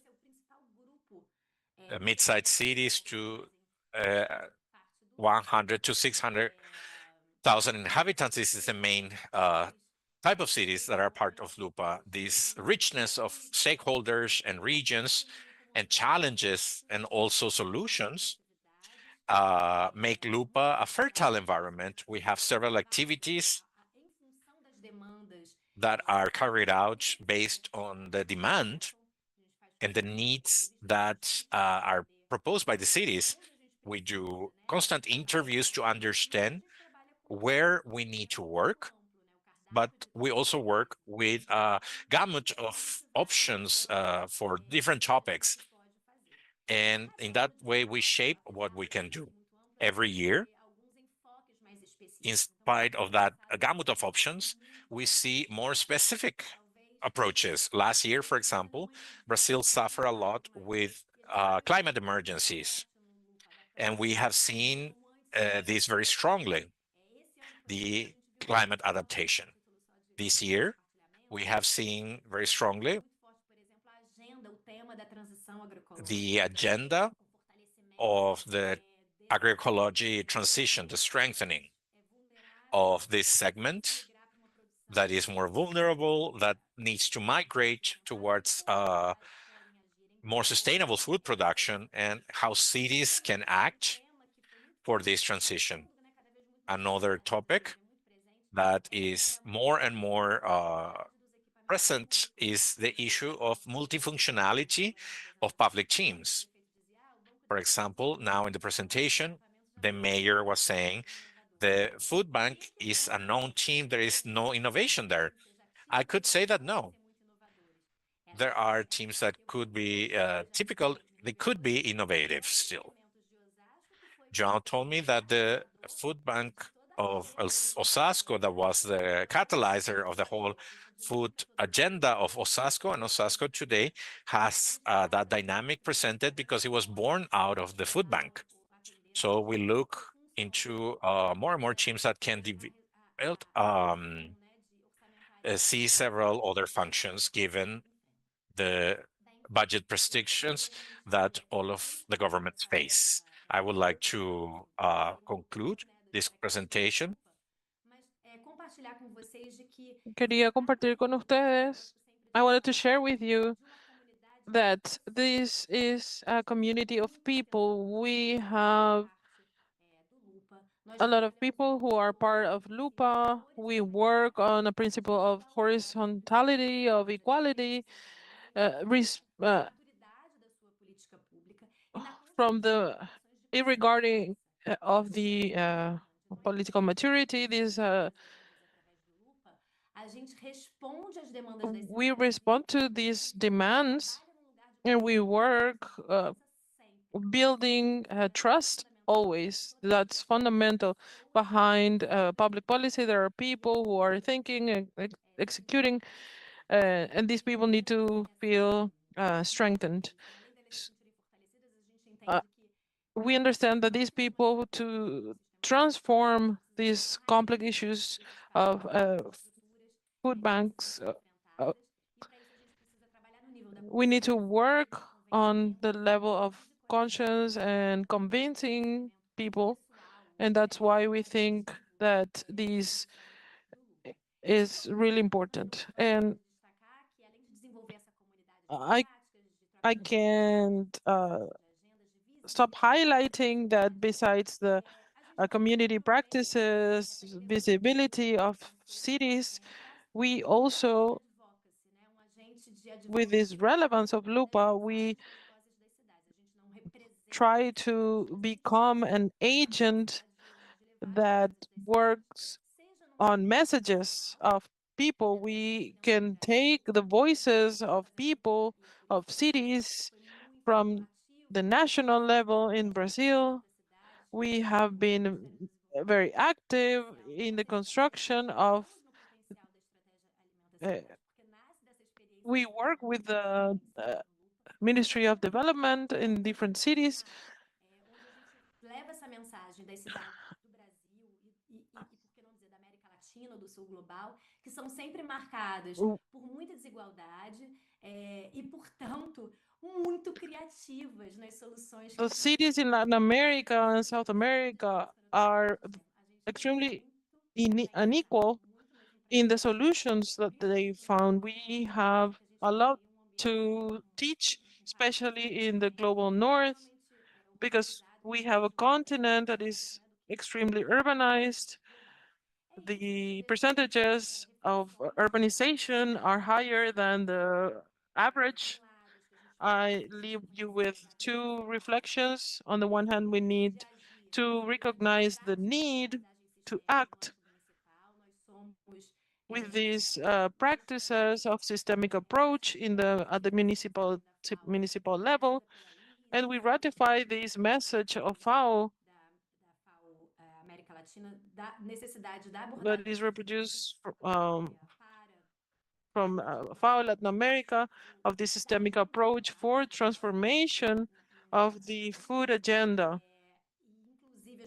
We can only look from one side, so we also start our interviews with the group asking, what do you have to tell us that is different? What do you think is not is different? And I want to say that there is a disproportion between the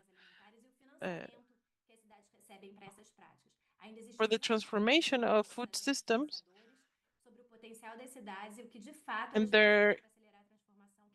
people don't know the potential of cities and what they actually need. Thank you very much. Thank you, Juliana, for your presentation. Thank you for sharing the initiative of Lupa that highlights the importance of the government and society and the coordinated work with different actors. We have heard of innovation in different sectors, and we know there is a lot to do. I would like to thank you all the panelists that have been here from different countries and continents. I wanted to thank especially from the FAO team who have worked to prepare this webinar. I want to thank the colleagues from the IT, the communications team at FAO, and the translation team who has been working with us today. This webinar has been transmitted through the YouTube channels from FAO, so we invite you to share this initiative. We invite you to our next webinar, regional webinar, on November 28th to talk about the climate agenda and the agri-food systems. Thank you so much, and see you next time.